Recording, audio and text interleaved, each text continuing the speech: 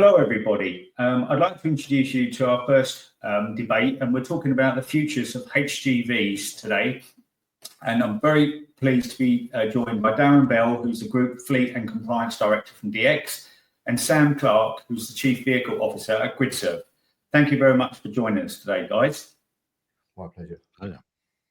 So we're going to break it up into three sections. The first one, we're going to look at the actual options in the HGV marketplace, where they are now and where they could be in the near future, and chat through them. And then the second one will then, in a second bit, we'll then talk about the infrastructure required for each option by the country, UK PLC, and individual companies utilising this option. And then we can discuss, whether the infrastructure and capability is there for deployment. And in the last part, we're going to discuss whether the market will be able to develop and deploy the equipment and infrastructure together with the finance to roll out the company's preferred options, like if it was DX or DHL, and also then look through, as the green transition continues, will market forces allow everything to happen, or do we need infrastructure, from the government or legislation? So, but we'll go back to the beginning. And first stage, we're going to look through the current options and see where they are, both from users and acquirers of. So I'm looking at HGVs here rather than smaller vehicles. So if we're talking about today, would it be possible to go to full and practical to go to full electric HGVs today? What do you think, Darren? So I've got a bit of experience dating back 15 years with electric vehicles, but on the van front, in terms of the commercial sector in regards to HGV, I think it's very dependent on the type of operation, particularly around stem mileage. I can see it working currently in the ultra urban and urban, where that mileage and that infrastructure exists in abundance, or so to speak. I think for long stem mileage, like our line of Willing to our central hub operations, where we're coming from Plymouth, from sort of Edinburgh, Glasgow into a Midlands central hub, it's not there for us now. So we have about 110 currently electric vans on fleet, but at the moment I'm waiting for the step change. Now, a couple of years ago when I looked into the viability of this, there was expected big things on solid state. I expect Sam will probably have some better and more current updates than I. But solid state batteries were looking to go into sort of mass adoption in 2025. That still seems a little bit muted. I still think we're several years away from its integration into commercial applications, or HGV. And I think really that step change is what's required to give confidence in long stem mileage operations, that it's a viable option at this stage. And I think the price point equally has got to come down, as well as, I know we're going to talk about that in the next segment, David, but the infrastructure is going to be key on that draw where you've got mass adoption at certain depots. I know those would be Sam's speciality, but for me, it's very much a wait and watch to see how the market develops that technology. Rachel Reeves yesterday, the Chancellor, admitted some key infrastructure work going on, a little bit light on touching major industry, fleet industry particularly, on where that advancement and recognition is going to come. But certainly it's on the wait and watch list for me, because there's an absolute cost to early adoption. I've been at the sort of bleeding edge of that early adoption on vans, and the costs at the moment in a single digit margin business is quite prohibitive. Okay, thank you. And Sam, talk about full electric HGVs. What's your thoughts on where we are and where we're heading? Yeah, I mean, Darren makes some really good points, and I think he's right in his approach as well, particularly from the sector that you're operating within. You do have to wait and see what happens. And the EV fleet that you've got in the smaller size obviously will give you a good learning curve. I've had a career of being a pioneer of pain, so I'm kind of the forward thinking that I need to get on with stuff and get it done now as much as possible, or at least find methodologies by which we can do that. And that's not for everyone. That's not for DX just yet, and I understand the reasons why. But we have got opportunities, and I know we're going to talk about levies and things, but perhaps a bit later. But one of the projects I currently run, I'm not particularly au fait with the HGVs, if I'm totally honest. EVs I know a little bit about, but I've been spending the last couple of years merging those two things together. So one of those opportunities is a project that I run called the Electric Freightway, which is a a ZHID, Zero Emission Heavy Goods and Infrastructure Demonstrator Program, part funded by government, to try and be the catalyst to make people like Darren feel more comfortable in trying to get vehicles on the road. And in that regard, it's a big project. It's £62 million worth of government funding, so it's not small. And what it's enabled is the likes of Amazon and Samworths and AF Blakemore and Maritime and Kern and Nagel and all these other big companies, Raw Mail, there's so many big ones, I forget the names of them all, but they're all doing something in terms of getting some trucks on the road and finding what the lowest hanging fruit is. And a lot of that, like the van routes, are back to base.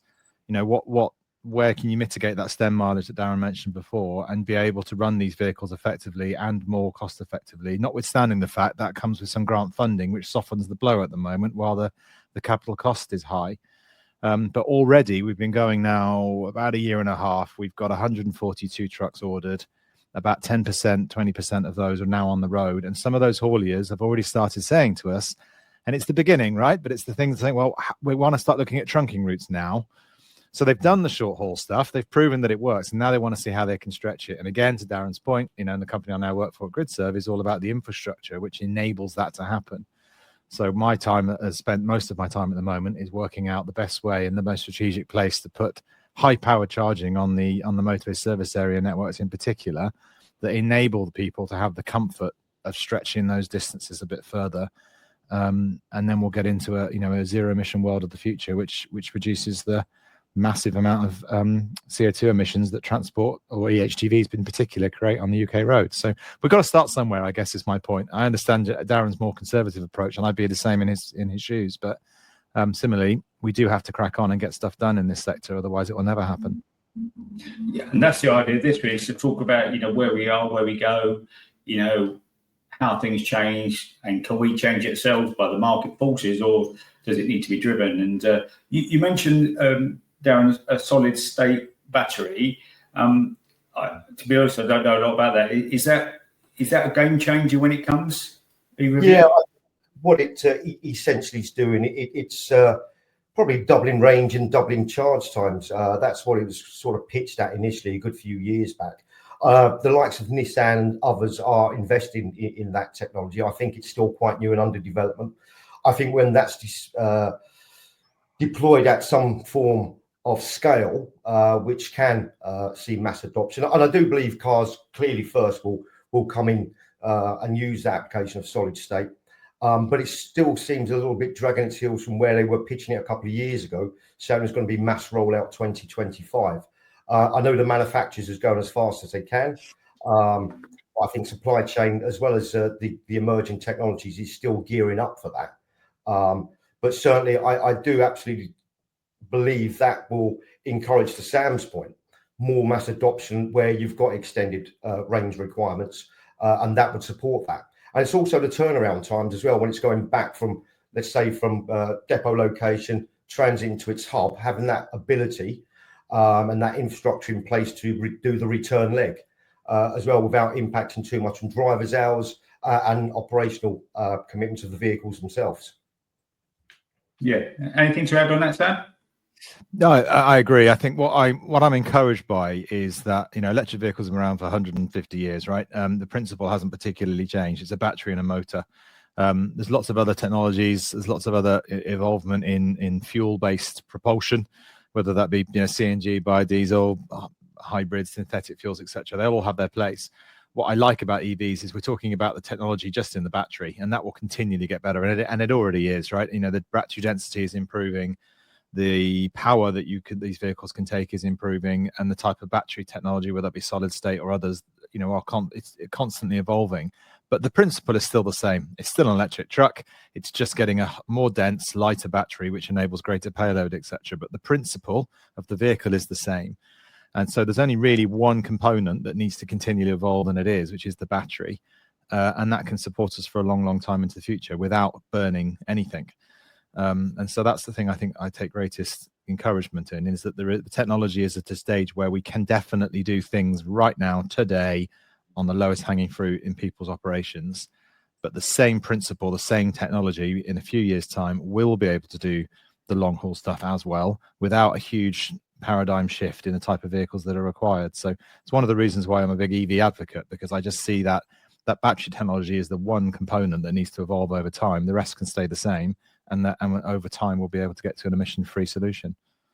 No, thank you. And you answered one of the questions I had was the physical weight of batteries. Was that a prohibitor for HGVs? Because, my understanding is that they're very heavy, so obviously that takes away your payload, which you mentioned there, Sam. So if they do, you mentioned that as they're developing, hopefully they'll become more efficient, but also hopefully, less weighting, which gives more, capacity, doesn't it, for the shippers?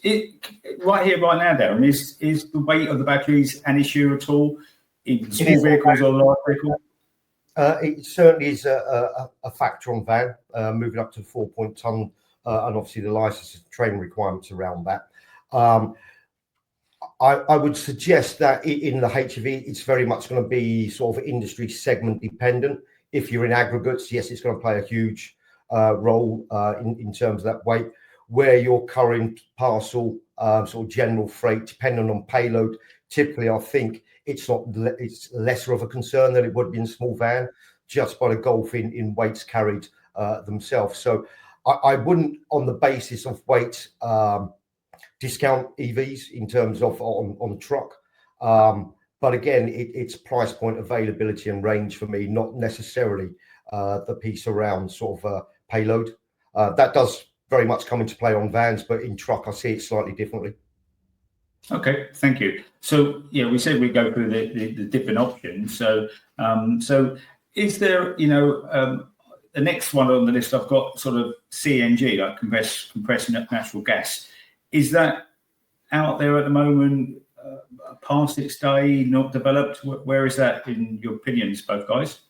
So CNG, when I was working head of fleet of Veolia, we put CNG into our Westminster contract at the time with Veolia on the waste vehicles. As far as the technology, it's fine, it works, the emissions are great. Again, it all boiled down into that infrastructure piece where, you're digging up roads essentially to get that mains gas supply to fill these tanks. And these tanks are quite unwieldy and large at this moment in time, depending on fleet size and utilization. So again, it's quite cumbersome. I think the initial front end infrastructure, getting that mains gas supply into the depot of choice, I think that's still quite constraining. But operationally, once the vehicles, and you've got that infrastructure in place, I think it works. Good. Okay. And, any thoughts on that, Sam?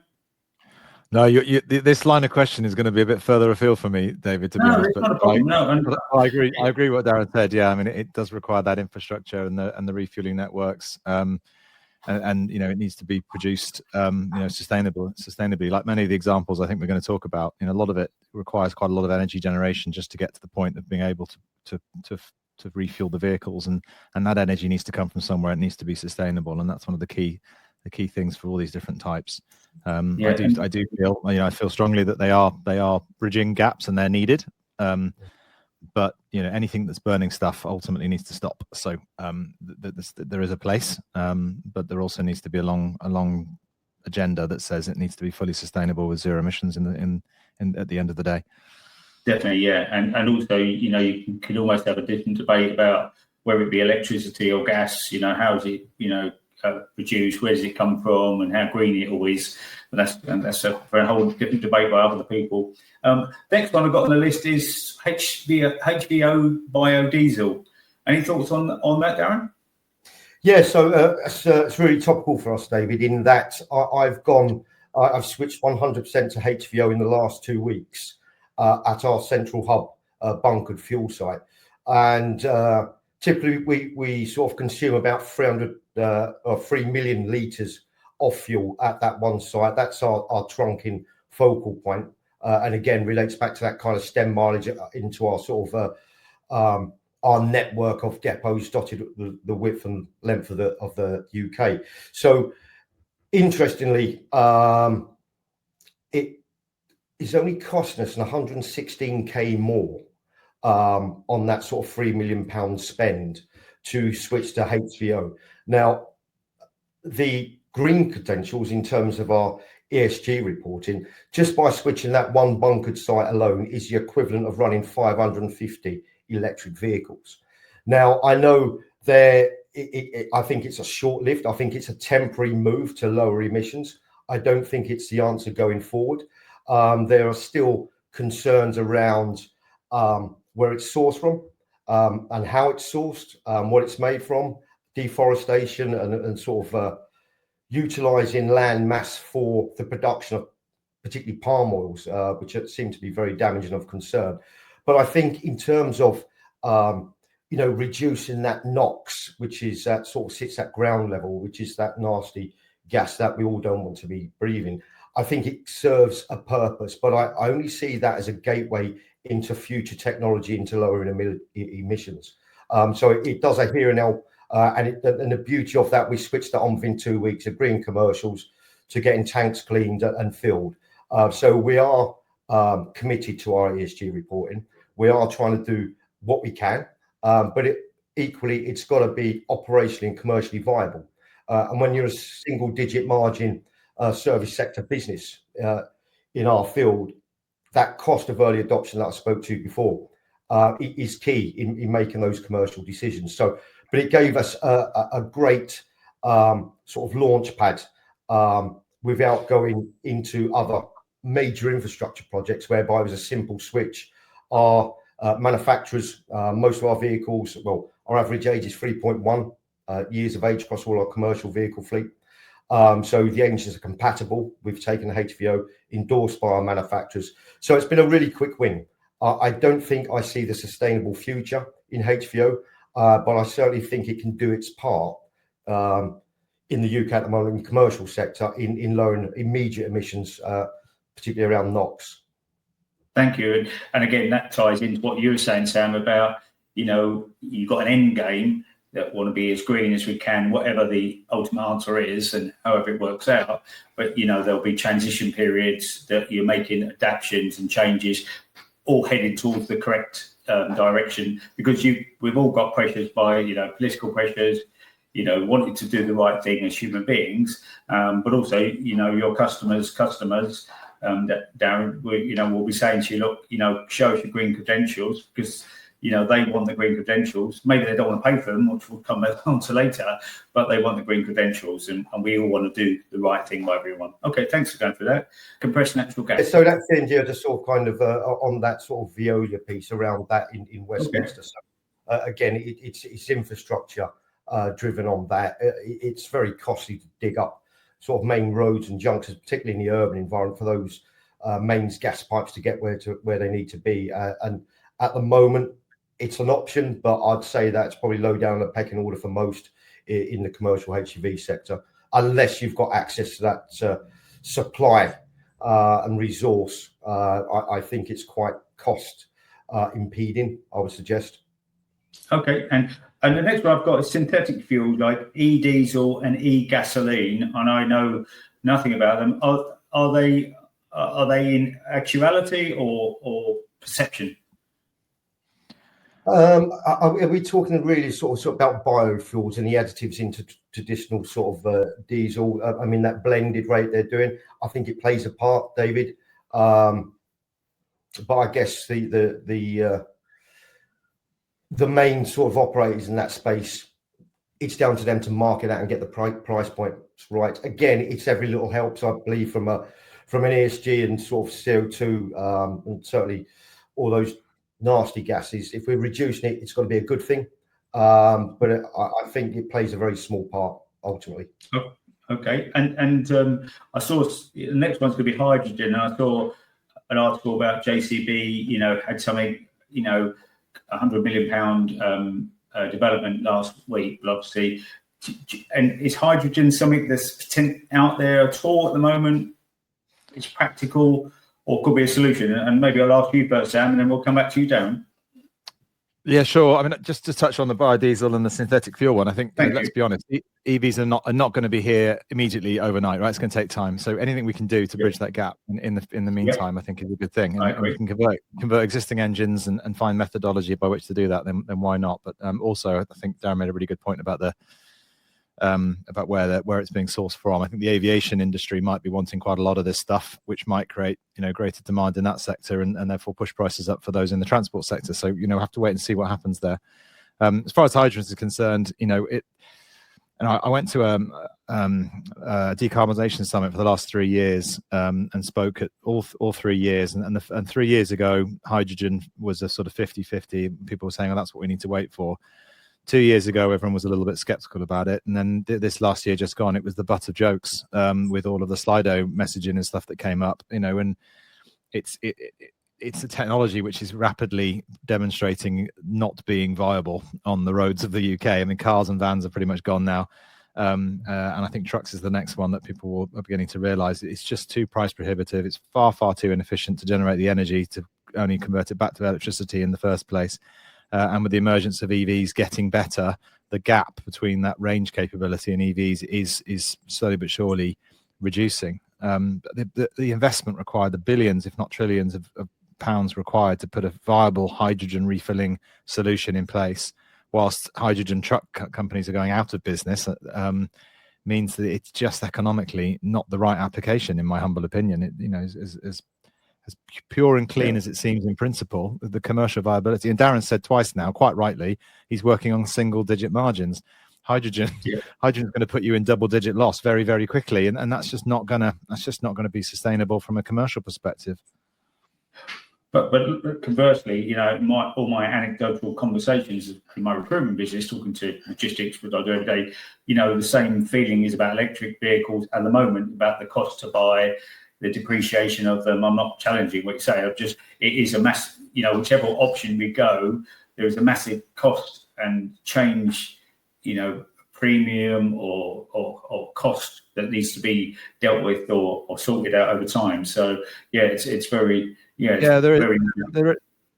absolutely true, David. But similarly, in the defence of EVs again, is that, and I've used the phrase myself, lowest hanging fruit, right? There are things that, and DX are already doing it in their smaller vehicles. There is plenty of everyone's fleet that could be electrified today. To try and hydrogenize a small proportion of your fleet is going to cost you a small fortune, but and there's no guarantee that's the right strategy to go forward. Whereas everybody can do a little bit with EV today, and if that's where they start and where the learning comes from, then let's get on with it. Let's do that. Let's do the lowest hanging fruit and sort that, and that can be done today. And we don't have to speculate for the next 10 or 20 years as to whether technologies like hydrogen are going to be cost effective, because by that point we've missed the boat. Right? It's too late. In the interim bit, any option for sort of hybrid HGVs? Does that exist or work or not? Darren? Well, I think it does work. It could work to a degree if you could switch to battery, certainly when you go into ULEZ or where these cities require low emission vehicles or zero emission vehicles to go into. I think it could work. I think potentially it would give you the operational viability in terms that you've got a stem mileage function there, and then that is switchable into these low emission zones. Potentially could work. So if I can just go back to the point raised on the hydrogen, and I know what Sam says there. For me though, there was some interest in exploring, not to trial, but certainly just following the research and the science on that. At the moment, I think if you could utilize hydrogen on your stem mileage, it would work, but it just goes back to Sam's point about cost. There is absolutely a slack handful of HGV hydrogen refueling points across the strategic road network. And unless it seeks major investments from the private sector and governmental funding, unfortunately, it's a technology I just can't see progressing, albeit I think in terms of an alternative to EV on long mileage routes, it is the only alternative I see, unless you're using alternative fuels, i.e. HVO to low emissions, but it doesn't get you to zero emissions. So it needs mass investment, like Sam says, but it would be one that I'd be curious to see develop and get that price point range. Certainly for our trunking network, it could work, but again, with sporadic or virtually zero availability in terms of infrastructure, on the SRN, I think it's going to be a massive operational constraint to plan that into your routing. Great, thank you. Okay, well, look, guys, thank you very much. I think that completes the first part of what we're doing, and that's really good. And then in the second stage, we can look at the infrastructure required for the various options, both by the country and the individual companies utilising the options. So thanks for that. We'll see you all shortly.